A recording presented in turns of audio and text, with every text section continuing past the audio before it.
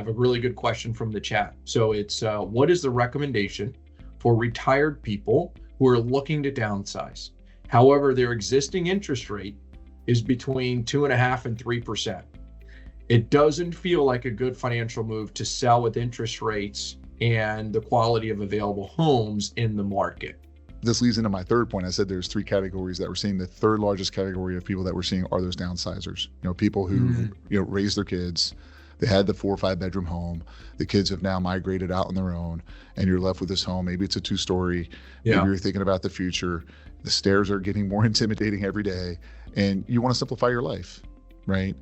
For many of the clients that I'm running into there, they have a ton of equity, to the point where, okay, you might have a low interest rate at 2.5% or 3.5%, but how much money are you really going to borrow to get into that next home? Because chances are you're going to make an incredibly large down payment, or they're going to make a low down payment and maybe give the residual to you, Rory, to invest into their future. But I think you really have to look at the numbers. Number one, why are you making that transition now? And what is that picture going to look like if we wait a year, 2 years, 3 years, 5 years? Listen, I don't think we're going to get back to 2.5%, 3% interest rates unless we go into something like a pandemic yet again. And even if we do, I believe our country, learned from their playbook that they ran last time. I realized they kept interest rates too low, too long. And that created so many other problems that are playing out still today. So I'd really be surprised if we were to get back down to those levels. Most pundits out there, you read the tea leaves with, the people at Fannie Mae, Freddie Mac, people who have a business trying to prognosticate things. Most people think that the long-term 30-year fixed interest rate is probably going to land somewhere in the mid-5s, maybe low 5s if we're lucky. It's going to be tough to get into the 4s. So we're really not that far off now, number one. But number two, it gets back to, why are we doing it now?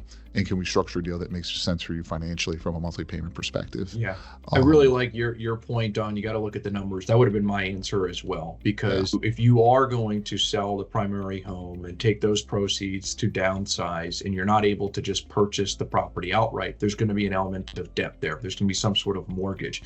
But what else is there? If it is a smaller home, you might be looking at less property taxes. You could be looking at less utilities. So what are all the factors at play? For us, what we would do is we would probably take that to the financial plan, create a what if scenario. What if we downsized? Well, let's go a little bit deeper into that and get an understanding. And yes, we might be having a higher interest payment or a higher interest rate, but maybe the monthly payment stays the same, or maybe the payment might come down. So there's more factors at play. Plus, it's also like, what do you want to do?